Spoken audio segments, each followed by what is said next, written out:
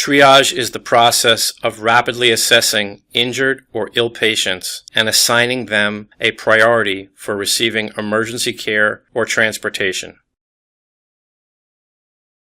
These icons represent the individual steps for triage. Pay special attention to them.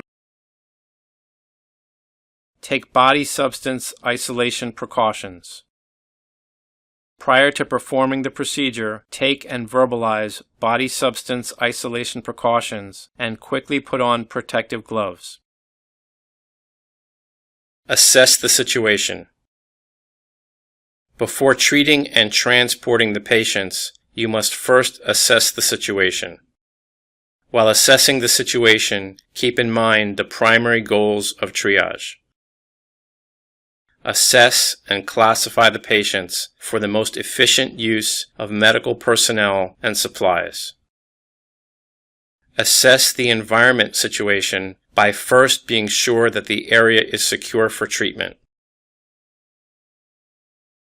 A triage supervisor is responsible for assigning available personnel and equipment to patients. Prioritize patients.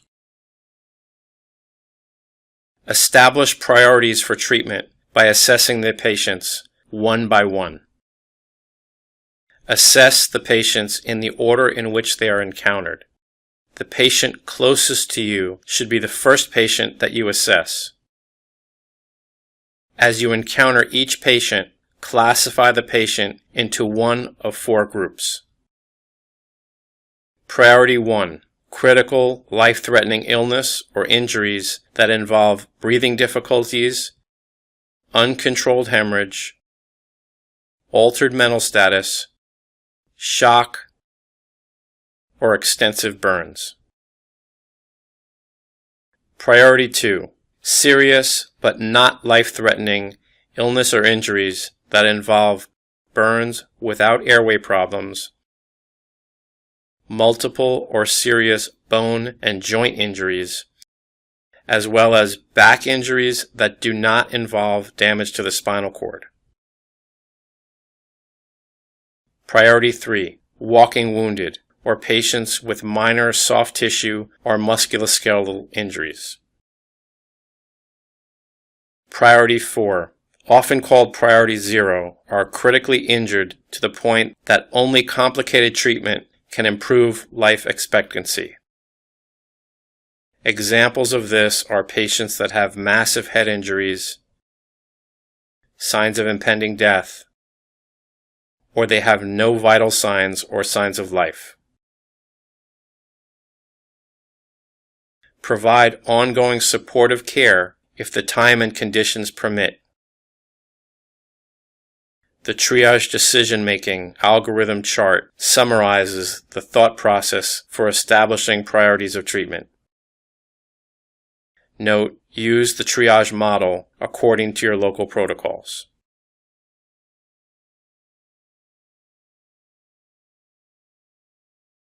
When assessing patients, you may also follow the START, simple, triage, and rapid treatment method.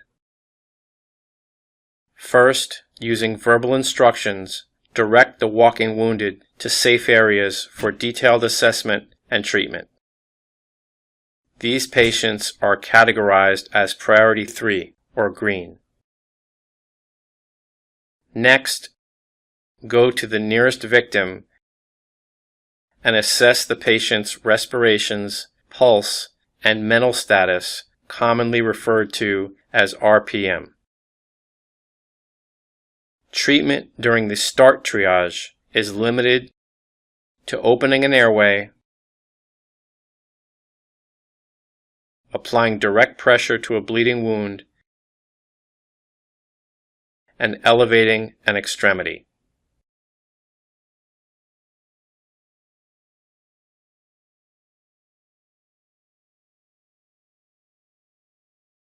If you encounter a patient that is not breathing, attempt to open the airway 1 time.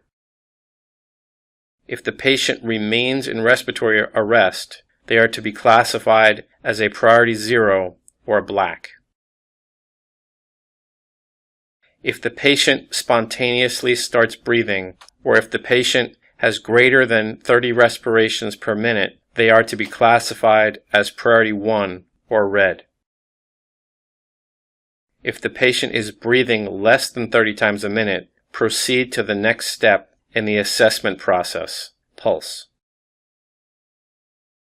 Check for either of these conditions, a radial pulse or a capillary refill of less than 2 seconds.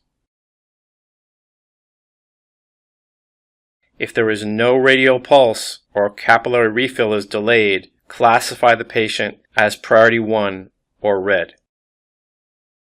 If the patient has a pulse and the capillary refill is less than 2 seconds, continue to the mental status assessment. Assess the mental status of a patient by asking a simple question that is easily identifiable, such as, "Where are you?" or "What year is it?" If the patient appears to be suffering from an altered mental status, or AMS, such as confusion or disorientation, classify the patient as a priority 1 or red. If the patient successfully passes all 3 stages of an RPM assessment, classify the patient as priority 2 or yellow. Perform secondary triage. Secondary triage can be performed when more personnel arrive at the incident scene. During the secondary triage, patients are separated and assigned to treatment groups based on their priority level. This stage of triage is important to ensure that patients are treated and transported according to their priority. In this stage, it might be necessary to recategorize the patients depending on their condition worsening or improving. Initiate treatment with supplies and equipment from the ambulances, such as bandages, blood pressure cuffs, and oxygen. Transport patients. Patients can be transported to the appropriate facility once they have been properly assessed, triaged, and initial treatment has been performed. Transport units will pick up the patients in order of severity. The priority 1 patients will be transported first, followed by the priority 2 patients, and then the priority 3 patients. All priority 0 and deceased patients will be removed from the scene last. Perform a detailed physical exam. A more detailed assessment should be performed during the patient transport. The purpose of this assessment is to gather more information on the patient's condition and injuries. You may expose the patient to inspect the head, neck, chest, abdomen, pelvis, extremities, and posterior of the body, as well as examine the facial structures, ears, nose, and mouth. Performing a detailed physical exam is important, but treating life-threatening problems is paramount.